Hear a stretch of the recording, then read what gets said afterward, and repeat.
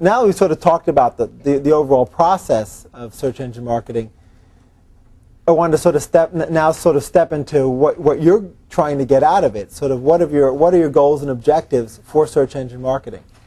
I like to think about that as going beyond just sort of the overall oversimplistic objectives, like I want to double my search traffic, or I want to I want my site to be #1 for a particular keyword because that's what my CEO wants, or I want to just dominate my industry across every search keyword.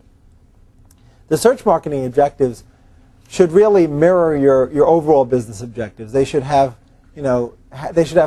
words like profit or market share or revenue associated with them, because that's essentially what you're trying to do. I mean, you don't just want to be up there for one particular keyword because it would be cool. Eventually, it needs to translate into revenue. It needs to translate into profit.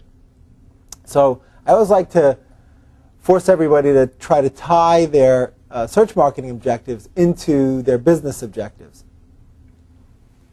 It's easier if you can quantify them, right, and make them sort of more than just lofty goals by attaching numbers to them. Then you sort of move it into the objectives area. So increasing number of online orders by 30%, or increasing the quality of the leads that you get off of the web, or 25% more visitors to your site who will see at least 6 pages before leaving.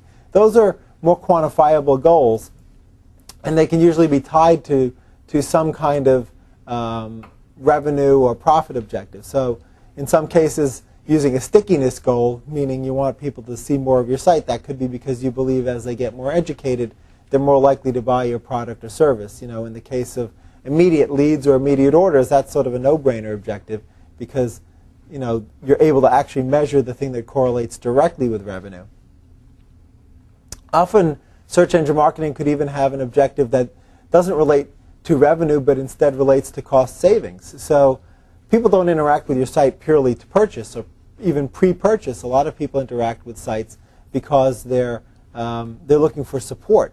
So if you think about the software industry, for example, how often there's bugs relating to a piece of software, and people, you guys look up the fixes to the bugs, or you look up how to do something, and that's not a pre-purchase activity. That's actually a support activity, and that might be something you would ordinarily call tech support for. So you could actually be using search engine marketing to try to take the burden off of your other pieces of the company that support things post-sale. The other thing that you have to think about with respect to search engine marketing is who's the target audience for your search engine marketing, and that usually would go beyond the obvious. The obvious is prospects or potential customers, but a lot of the folks, I looked at the list of the folks in the room. A lot of you actually have channel partners as well, right? So they may actually be part of the focus of your search engine marketing. The press or industry analysts are often influencers in a business, and so you would want to think about your search engine marketing from the perspective of these influencers as well. One of those tabs on the search engines is news, right? So press releases often show up in that news. So thinking about search engine marketing from the perspective of press allows you to target that segment of your target audience, the press or analysts, as well as people who actually search through the news tab themselves. Investors or employees are also often using search engines to find answers to questions. So think about all those constituents and their individual needs, prioritize them, and then figure out how to search engine market around that. So another exercise I want you to do is to sort of, now that we've sort of talked about search engine marketing, list 3 or 4 objectives that you have with respect to search engine marketing that you can sort of quantify. And we'll take a minute or 2 to do this.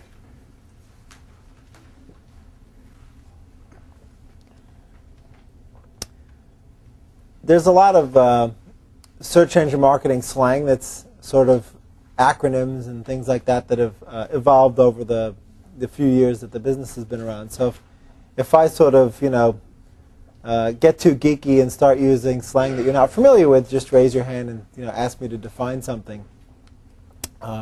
There's a glossary in the back of the workbook as well, which will help you if later on if you were sort of reviewing your notes and you weren't sure of a particular term. So, and as I come across terms, if I think that they're unfamiliar to you, I'll define them. The first one I had sort of touched on already is sort of the definition of organic or natural search. Essentially, what people are talking about when they say natural search or organic search is they're talking about the algorithmic search results.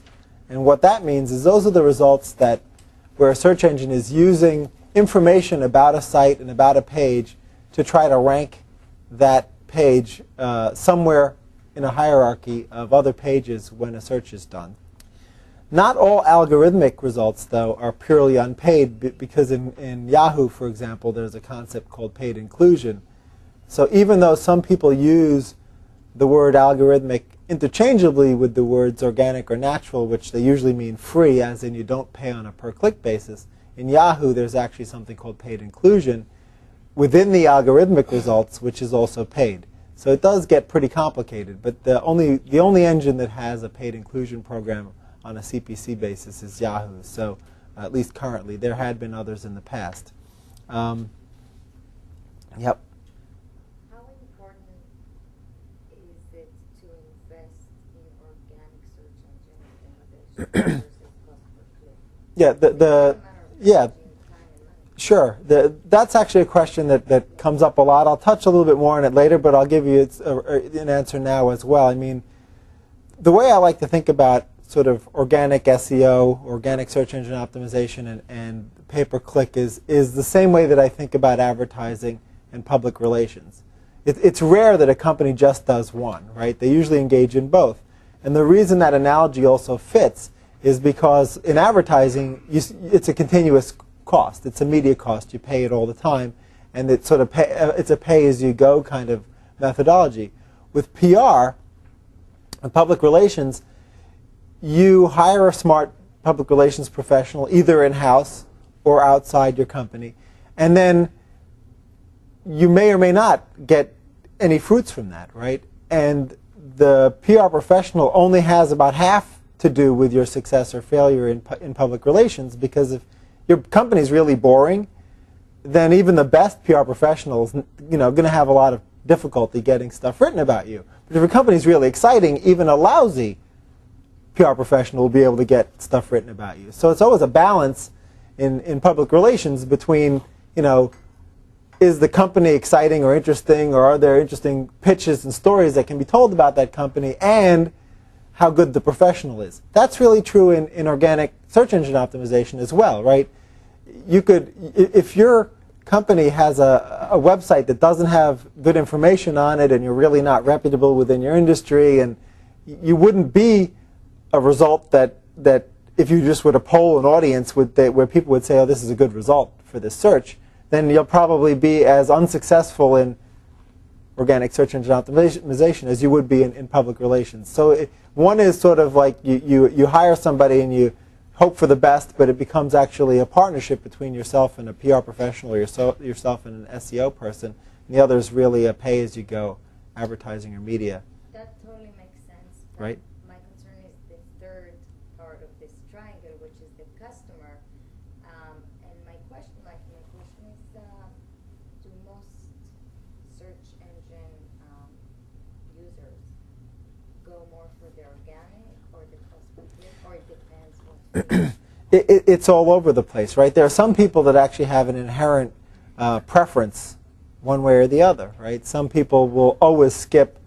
So some people don't know that there are paid results, right? So they don't notice the little sponsored links, and they just go ahead and click on they just skim the page, sort of equally, not being biased one way or the other. There are some people who prefer algorithmic results, thinking that they're somehow purer or better.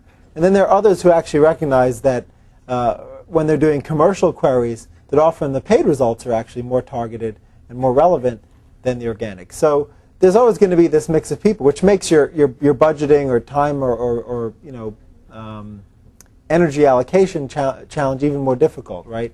Because in one case, again, it's like PR, and and you're going to invest time and energy, and you may not see a lot of results.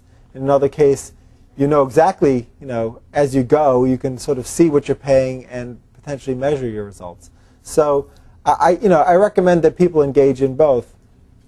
We'll talk shortly about how important great content is to both paid and organic initiatives, but you can't really do just one. You have to really do both because of the types of people, the types of searches, etc.